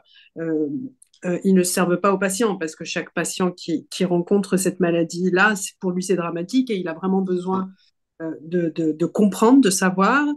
Et on a cette chance aujourd'hui d'avoir trois thérapeutiques et on espère que les recherches avancent sur les séronégatifs, qu'on puisse en bénéficier parce que c'est pas juste de devoir rester sur peu de thérapeutiques. Et c'est une vraie chance pour une maladie rare. Donc oui, aujourd'hui, aujourd'hui, oui, on attend beaucoup et il y a encore, je pense, la science, vous avez fait énormément de choses et on attend encore beaucoup, beaucoup. C'est encore des pathologies qui restent assez compliquées pour les patients. Au niveau des douleurs, c'est vrai qu'on va pas pouvoir parler de tout, il y a énormément de choses. Ouais, non, Euh, non, évidemment. Enfin, ouais, pour des raisons de temps, ça va et pas être pour, possible. Mais ouais, et pour Juste pour revenir sur la thérapeutique, parce qu'en fait, il faut que vous compreniez un peu la difficulté. Parce que c'est pas que on veut pas ou quoi que ce soit, hein, c'est pas ça du tout, mais Ah non, non, c'est pas ce que j'ai dit. pour Mm. faire, euh, pour montrer qu'un traitement est efficace, vous savez, il faut qu'on fasse ce qu'on appelle un essai thérapeutique. C'est-à-dire qu'on va prendre un groupe de patients, il y en a la moitié, on va donner le traitement qu'on veut essayer. Mhm. L'autre moitié, on va lui donner ce qu'on appelle un traitement de référence, voire pas de traitement, c'est-à-dire un placebo. D'accord? Les gens sont tirés au sort pour être dans un groupe ou dans l'autre. Les gens ne savent pas ce qu'ils prennent. Ils ne savent pas dans quel groupe ils sont. Le médecin ne sait pas non plus dans quel groupe est le patient. Si vous voulez démontrer un effet de votre traitement, bah, il faut qu'il y ait un maximum de patients. Si vous voulez, si vous avez un essai thérapeutique sur 30 personnes, ça veut dire que vous en aurez 15 qui auront votre traitement à l'essai et 15 qui auront l'autre traitement. Mhm. Si vous voulez mettre en évidence une différence entre les deux groupes, ça veut dire que l'effet de votre traitement va être très, très, très supérieur à l'effet du traitement de référence. D'accord? Donc, c'est pour ça que c'est très difficile, parce qu'il faut des groupes de patients relativement importants si on veut mettre en place, si on veut mettre en évidence l'efficacité d'un médicament. Et c'est là où on touche les limites des choses, c'est que pour les traitements, pour les patients aquaporine 4, pour les neuromyélites, on a été capable, donc on a fait des essais thérapeutiques. Mhm. Le nombre de patients inclus est quand même relativement important. Je me souviens plus combien, mais on doit être aux alentours de 200 patients, si je ne dis pas de bêtises. À l'international. International, hein, bien sûr, hein, ce sont des essais thérapeutiques internationaux. Sur les MOGAD, on pourrait le faire aussi, mais sur les doubles séronégatifs, on n'est pas capable de le faire parce qu'il y a trop peu de patients, en fait. Vous voyez? Mhm. Donc, c'est très compliqué, en fait, à faire. En tout cas, à l'heure actuelle, on n'est pas capable de le faire. Voilà. Et c'est pour ça que ça s'est pas fait. C'est pas parce qu'on veut pas, en fait. Bien sûr. Donc, je- j'avance, Mhm. j'avance, hein. Allez-y, allez-y. Donc, je vais revenir un peu sur l'atteinte en IRM, sur l'atteinte médulaire. En fait, quelles sont les différences entre ces maladies, notamment entre la sclérose en plaques et les neuromyélites? C'est que dans la sclérose en plaques, quand il y a une atteinte de la moelle épinière, elle est souvent très courte, c'est-à-dire qu'il y a une inflammation, mais qui est peu étendue, contrairement à ce que je vous ai montré tout à l'heure, alors que dans les neuromyélites, on va avoir des atteintes étendues. C'est sur plusieurs, enfin vraiment, c'est sur une grosse taille, d'accord? Dans la MOGAD, c'est plutôt sur le bas de la moelle épinière. Sur les aquaporines 4, c'est souvent sur l'ensemble de la moelle. Voilà, en fait, sous forme de schéma, voilà un peu la différence entre la neuromyélite optique en haut à aquaporine 4, la neuromyélite, la MOGAD, et ici la sclérose en plaques. Donc, vous voyez, dans les neuromyélites, on a des atteintes qui sont beaucoup plus étendues en largeur, mais aussi en hauteur. Donc, ça, c'est l'aquaporine 4. Vous voyez, ça atteint une grosse partie. La MOGAD, ça atteint une grosse partie aussi. La sclérose en plaques, par contre, c'est petite lésion. Euh, En revanche, au cours de l'évolution, la NMO aquaporine 4, ça laisse des séquelles. Donc, on va retrouver des lésions sur les IRM par la suite. C'est la même chose pour la sclérose en plaques, simplement ces séquelles sont plus courtes parce que la teinte est plus courte. Par contre, sur les MOGAD, le plus souvent, il y a une disparition des lésions au niveau de la moelle épinière. Donc ça, c'est assez typique. Là, je reviens juste sur un schéma sur comment évoluent au cours du temps ces maladies. Là, donc la sclérose en plaques, c'est ce que je vous disais tout à l'heure. Vous avez un premier événement ici inflammatoire qui permet de faire le diagnostic de sclérose en plaques. Le patient va ensuite faire des poussées. En principe, il récupère bien, en tout cas au début, puis au bout d'un certain temps, il peut avoir des séquelles qui s'accumulent. Et puis encore plus tard, souvent 15-20 ans plus tard, on a une progression, une aggravation progressive de la maladie qui apparaît. Ce qui est important à vous expliquer, c'est que avant ce premier événement inflammatoire, il y a une période chez les patients qui ont une sclérose en plaques où il y a une accumulation de lésions qui ne donne pas de signes cliniques. C'est une phase de la maladie qui s'appelle le RIS, ou syndrome radiologique isolé. Ce sont des patients chez qui la maladie s'est déjà installée, simplement ils n'en ont pas conscience parce que ça ne donne absolument rien cliniquement.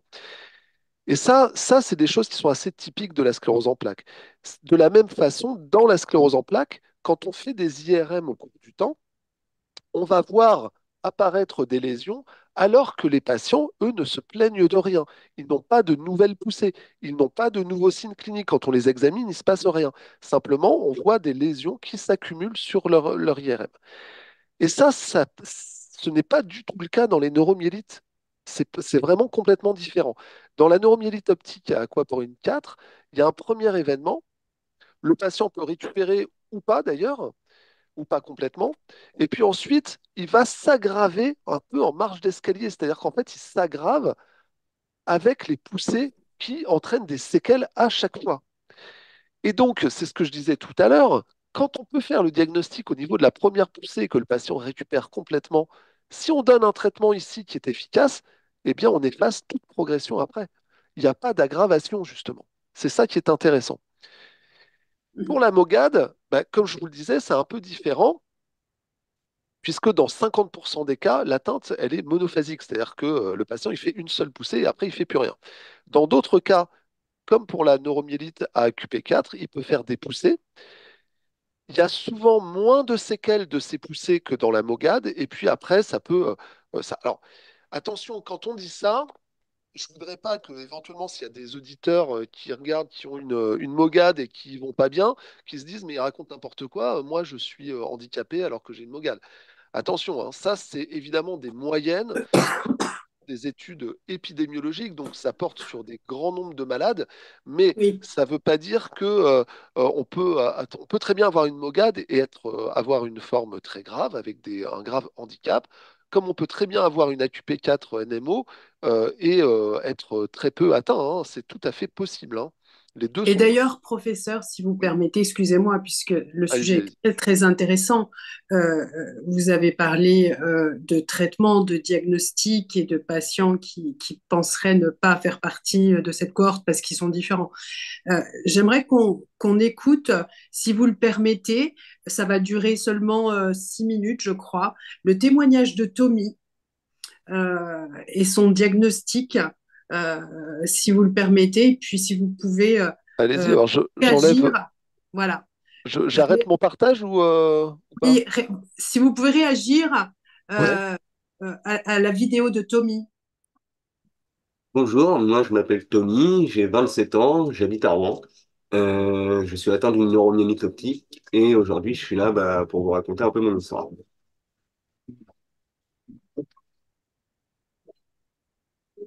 Ça a commencé quand j'avais 23 ans. Ça a commencé un peu tout simplement. J'ai eu des douleurs au niveau des jambes et j'ai commencé à boiter. Je ne pouvais plus conduire et du coup je suis allé voir un médecin, un neurochirurgien qui m'a très rapidement orienté vers un problème neurologique. Donc, j'ai été rapidement pris en charge au CHU de Rouen par le service de neurologie. Toute une batterie de tests, IRM, ponction lombaire, etc. J'ai rapidement été sous traitement de corticoïdes pour justement pouvoir combattre un petit peu ce qui avait l'air ce qui avait comme un petit peu comme diagnostic de base. Donc ça a bien fonctionné. Je suis rentré chez moi assez rapidement. Sauf que, en fait, 2 semaines après, j'ai commencé à avoir une grosse poussée. Donc, bon, on ne savait pas à l'époque, mais en fait, c'était une grosse poussée inflammatoire. Et en l'espace de 2 jours, je me suis retrouvé vraiment paralysé des orteils jusqu'au bas-ventre. Donc là, ça a été une semaine extrêmement compliquée, très très dure, beaucoup beaucoup de douleur, de l'incompréhension surtout, de pas savoir ce qui se passait. Le milieu hospitalier, tout ça, c'était assez compliqué et un petit peu nouveau pour moi. Donc ça a été très dur, mais j'ai eu la chance que le diagnostic est rapidement tombé et les neurologues avaient vu juste à l'époque. Et ils ont très vite compris que c'était une neuromyélite optique avec une atteinte sur la moelle épinière. Donc, à partir de là, j'ai pu être très, très vite traité avec un traitement de fond, encore des corticoïdes et des échanges plasmatiques pour augmenter, en fait, la possibilité de rééducation derrière. Donc, je suis resté un petit mois, je dirais, à l'hôpital avec les traitements qui étaient mis en place, etc.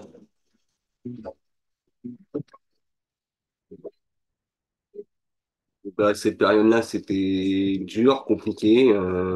J'étais alité. Il y a toujours le pourquoi. Pourquoi cette maladie? Pourquoi moi? Pourquoi tout ça? Donc, ça n'a pas été facile tout le temps, mais j'étais très, très bien entouré par mes proches. Donc, ça m'a beaucoup aidé à avancer, à continuer. Après ce mois d'hôpital, je suis parti du coup en centre de rééducation où là, du coup, c'était une longue période de rééducation où j'étais en tout temps au centre. Donc, ça a duré une bonne période de 6 mois d'abord. Donc bah là, toujours pareil, ça reste un milieu hospitalier, ça reste compliqué. C'est beaucoup d'efforts à produire, beaucoup de choses à faire qu'on n'aurait jamais pensé. Et bah, commencer en fait tout simplement à apprendre à vivre aussi avec la maladie. La part de rééducation est extrêmement importante et était extrêmement compliquée en fait. Enfin, extrêmement compliquée, surtout dans le sens où il fallait réapprendre à marcher, fournir énormément d'efforts. C'était un travail de tous les jours. Donc, pas facile tous les jours, il y a des hauts et des bas. Après, j'ai aussi encore eu la chance d'être avec une super équipe de kinés, d'avoir des patients autour de moi qui étaient cool, où j'ai fait des rencontres, des choses que j'aurais jamais vues. On apprend aussi à connaître la maladie, à comprendre ce que c'est qu'être un patient dans ce genre d'expérience-là. Donc, c'est aussi intéressant et ça permet de gagner un peu, enfin, de voir d'autres choses. Donc, bon, c'était quand même intéressant. Et ensuite, j'ai refait une poussée inflammatoire quand j'étais au centre de rééducation. Donc là, de nouveau en fauteuil roulant, de nouveau paralysé au niveau des jambes. Donc remise en place du traitement de fond, des corticoïdes et de tout le processus en fait qu'on avait déjà mis en place mais qui n'a pas très bien fonctionné. Donc, renouveau, tout le processus de rééducation. Donc là, par contre, ça a été très, très, très dur, moralement, psychologiquement, de relancer tout ce processus-là. Ça a été dur, dur, dur, mais de toute façon, j'ai toujours pris la maladie comme quoi on n'avait pas le choix. Que si on faisait pas la rééducation, bah, on s'arrêtait là et puis c'était terminé. Donc, ça reste un combat.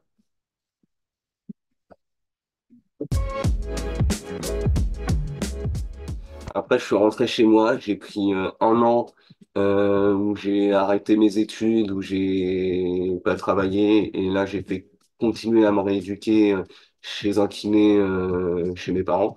Donc là aussi ça a été long, mais ça m'a permis de prendre mon temps à me rééduquer, de repartir sur des bonnes bases et de pouvoir reprendre en fait presque une vie normale entre guillemets. Où en fait suite à toute cette rééducation-là, j'ai pu remarcher, j'ai pu reconduire. Donc j'avais toutes les cartes en main pour avoir une vie presque normale. Donc c'était long, c'est un parcours très long, mais derrière le résultat est là, donc c'était ce qui comptait, quoi. Sur cette période-là aussi, je me suis beaucoup questionné sur pourquoi j'étais malade, qu'est-ce que c'était comme maladie. Je voulais des réponses aussi de savoir bah, jusqu'où je pouvais aller me rééduquer, donc jusqu'où on pouvait aller par rapport à cette rééducation-là.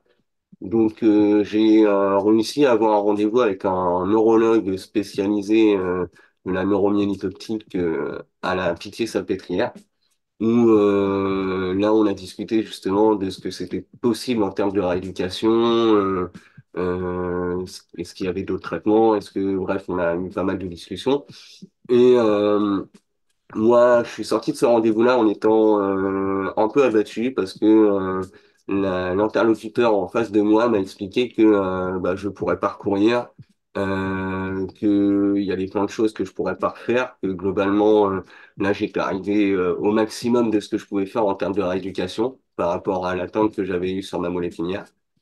Donc bah c'était un peu un coup de massue parce que je m'attendais pas à ça. Moi j'avais toujours espoir de pouvoir reprendre au mieux la vie que j'avais avant et j'ai continué à me battre et puis bah après la vie a continué aussi. J'ai fini mes études, j'ai trouvé un travail. On peut couper, Yvan, la vidéo et elle sera disponible sur le site internet, mais c'était important. Là, je me suis remis. Merci beaucoup à Tommy. C'était une vidéo euh, très importante et il explique bien, Tommy, 24 ans, 6 mois de rééducation pour récupérer sa marche et là, une rechute.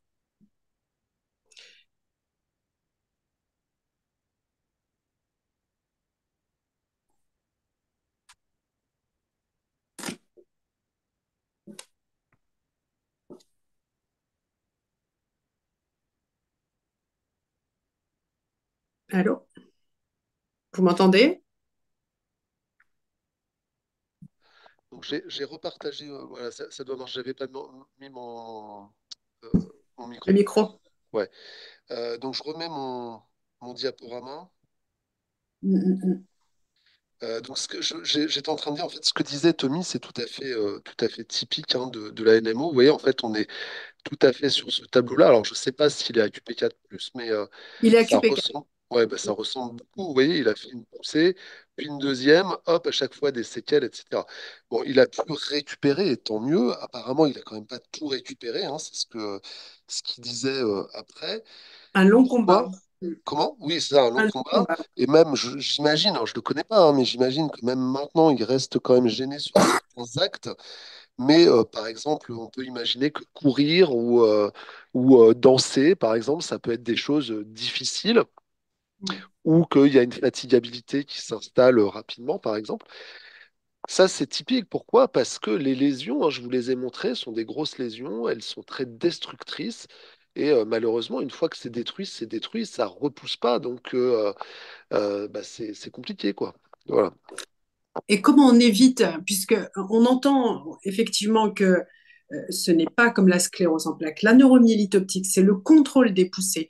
Qu'est-ce Oui. qu'on a aujourd'hui pour contrôler les poussées, pour éviter les rechutes qui sont très graves Alors, et qui, dans le cas de Tommy, l'a empêché de marcher et qui, dans le cas de Géraldine, lui cause des douleurs parce qu'elle a une atteinte médulaire haute et qui, dans mon cas et d'autres patients, moi, je suis malvoyante parce que il y a eu trop de poussées sans traitement, mm, même si on n'est pas à QP4. Mais l'exemple de Tommy est parfait parce qu'il est à QP4 et pourtant, il a passé du temps il a eu tout ce qu'il fallait. Euh, les bolus de cortisone, la plasmaphérèse, ça a réagi très très vite. Il y a eu un diagnostic très rapide. Et ça, c'est un vrai oui, bond en oui, avant oui, par oui. rapport à ce que vous disiez tout à l'heure. Ouais, ouais. Il y a eu beaucoup de travail et ça, c'est formidable. En revanche, je crois que seulement 3 mois après, il fait une rechute. Oui, parce qu'il a eu en fait son traitement qui a été mis en place, le premier traitement de fond, a pas été assez efficace en fait. Donc on peut pas le savoir à l'avance en fait. Et il a très probablement eu un traitement type Immurel ou quelque chose comme ça, et ça n'a pas Rituximab. été suffisant. Ou alors, voilà, il a pu avoir du rituximab après, et donc ça marche mieux. Ou alors, il a eu du rituximab d'emblée et il a échappé au rituximab, ça arrive aussi, c'est rare. Je sais qu'il a eu le rituximab d'emblée. D'accord. Bah, il a refait une poussée après sur rituximab, ça peut arriver, c'est rare, mais ça peut arriver. C'est un traitement qui est très efficace, hein, le rituximab, mais parfois il est insuffisant pour contrôler la maladie, hein, et donc ça, on peut pas le prévoir, on peut pas le prévoir au début, en fait. On suit les malades et c'est comme ça. S'ils font une poussée, malheureusement, on sait que le traitement n'est pas suffisamment efficace.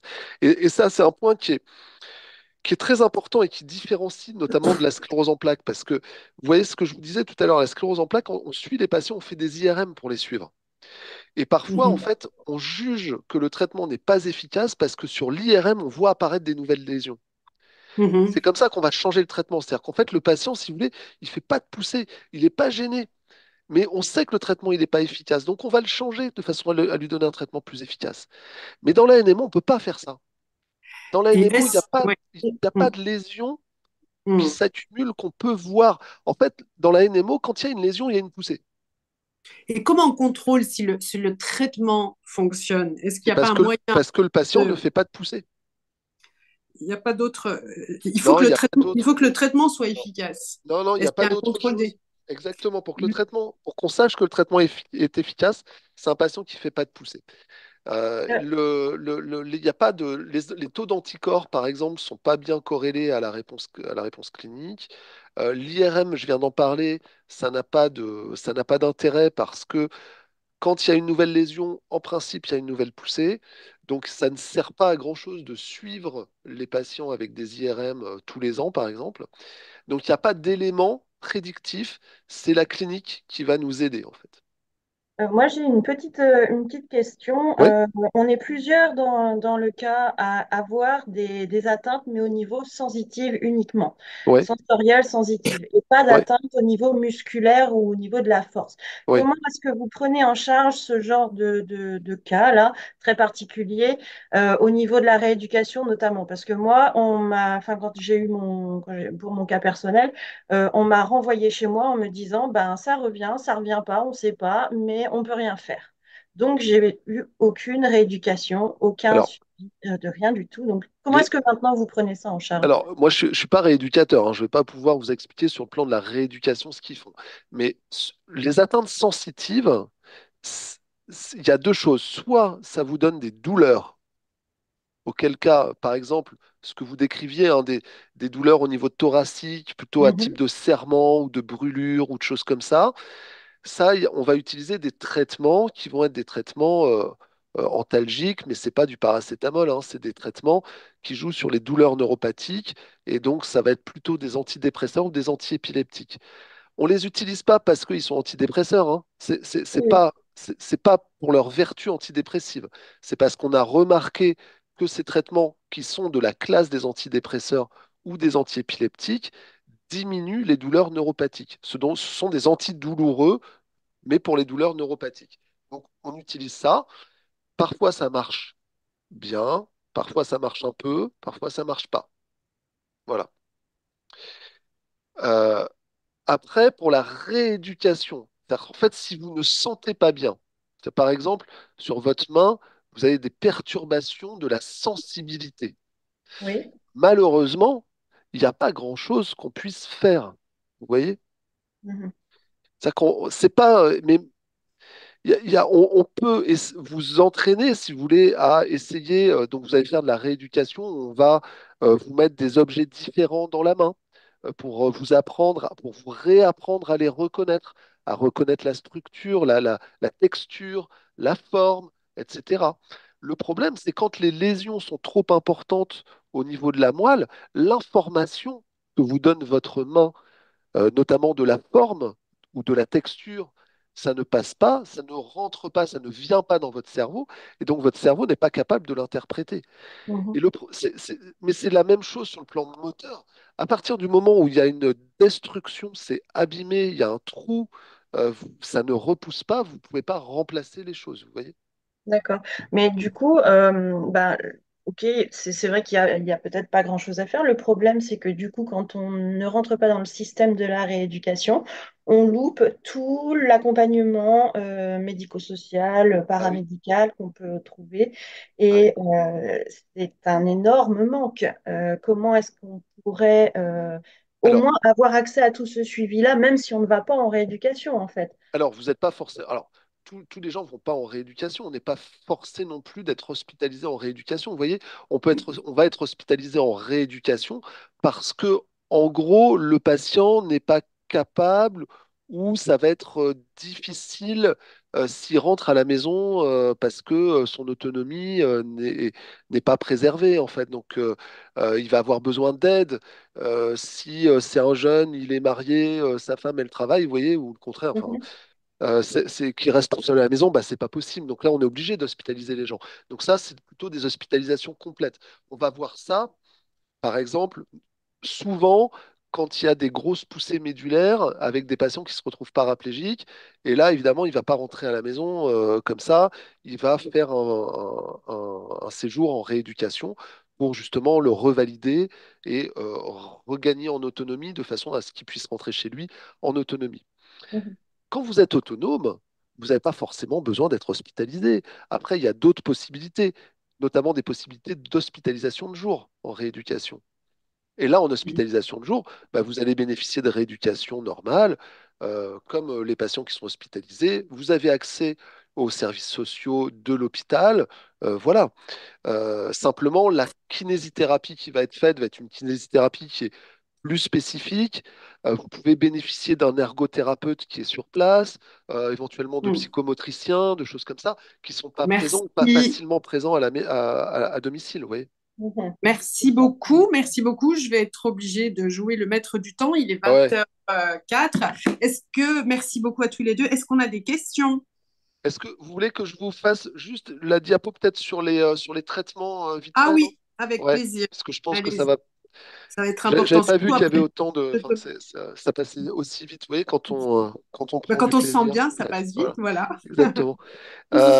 Donc, en gros, donc, on en a déjà parlé, hein, mais les traitements de la poussée, donc au moment où ça s'installe, le traitement, ça repose sur la cortisone. Donc, on fait de la cortisone à forte dose, souvent sur 5 jours. Parfois, on peut faire même des plus grosses doses que ce qui est indiqué là, hein, plus qu'un gramme. Parfois, on fait 2 grammes par jour pendant 5 jours. Et si ça suffit pas, on va faire des échanges plasmatiques qu'on va faire, en principe, on en fait entre 5 et 7, c'est-à-dire on fait ça sur à peu près 2 semaines. Parce que les échanges plasmatiques, on ne les fait pas tous les jours, on les fait 2 à 3 fois par semaine à peu près. On peut aussi, à la suite des corticoïdes, donner de la cortisone par voie orale avec une diminution progressive sur quelques semaines. Donc ça permet de récupérer, puisqu'en fait, c'est un anti-inflammatoire. D'accord? Après, il y a ce qu'on appelle les traitements de fond. Les traitements de fond, c'est pour empêcher qu'il y ait des nouvelles poussées. Classiquement, on a beaucoup utilisé des traitements qui sont des traitements immunosuppresseurs, comme l'Immurel, par exemple, l'azatioprine, qui marchent, mais qui marchent pas très, très bien. Il y a d'autres traitements qui marchent beaucoup mieux, qui sont des traitements qui permettent de cibler les lymphocytes B, donc qu'on appelle des dépléteurs de lymphocytes B, au premier rang desquels le rituximab, qui marche très très bien dans la NMO. Et malheureusement, il y a aussi des patients qui peuvent y échapper, hein. On en a parlé tout à l'heure avec Tommy, Mm. mais la majeure partie des patients n'échappent pas, hein, sont stables, sont stabilisés sous rituximab.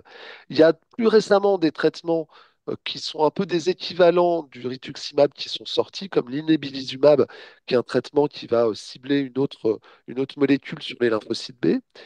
Et il y a eu un très très gros progrès, notamment récemment, avec les inhibiteurs de complément.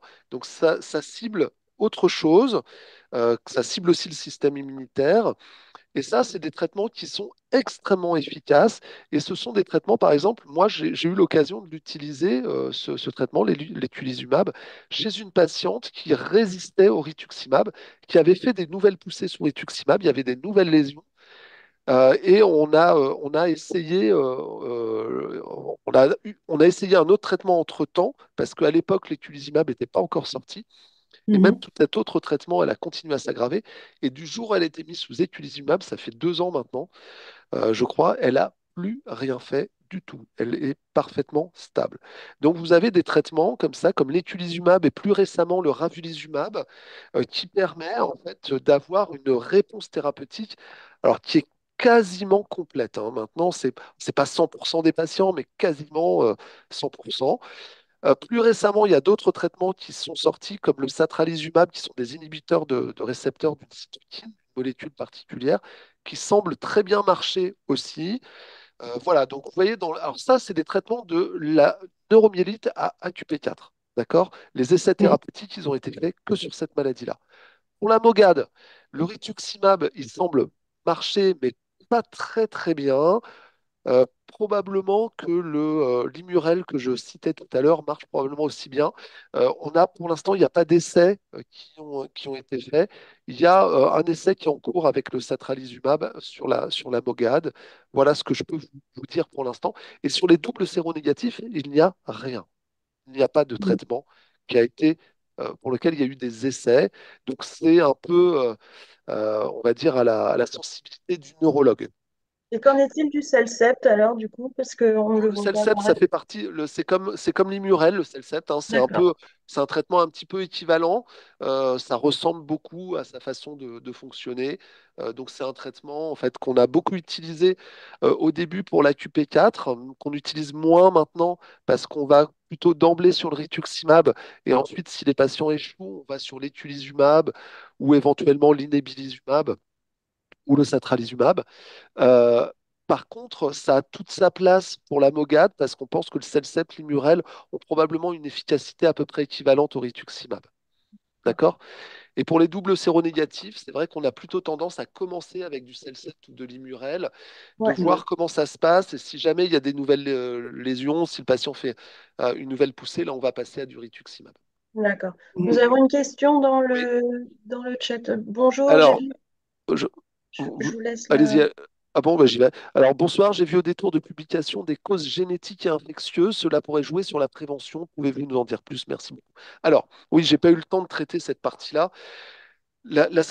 Pardon, la neuromyélite, que ce soit la MOGAD ou la NMO AQP4, ce ne sont pas des maladies génétiques, enfin, ce ne sont pas des maladies héréditaires. Hein. Ça n'est pas transmis par un gène en particulier. Vous ne le transmettez pas à vos enfants.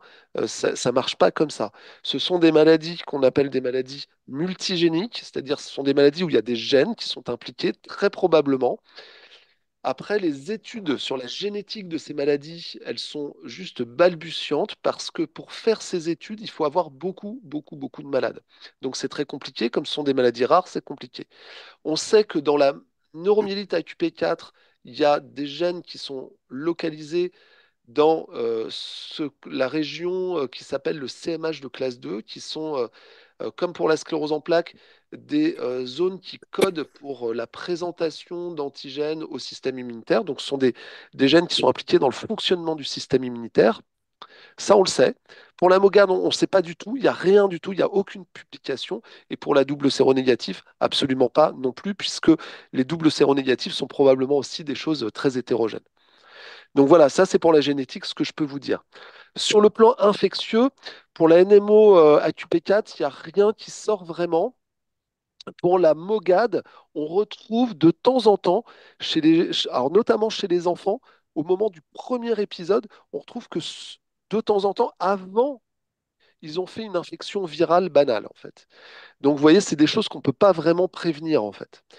Et après, sur les poussées, c'est pas vraiment, à ma connaissance, rapporté qu'il y ait de lien entre des infections virales ou autres et des poussées. Voilà. Voilà ce que je pouvais vous dire. Merci beaucoup. Bon, C'était soit si très vous avez des intéressant. questions, allez-y. C'était... vous lisiez la question, non, avant? Non, non, non, je vous disais, si vous aviez des questions, Ah, n'hésitez est-ce pas. qu'il y a des questions, Géraldine? Le chat, là, non, il n'y a pas d'autres questions, à moins que quelqu'un ait des choses à demander.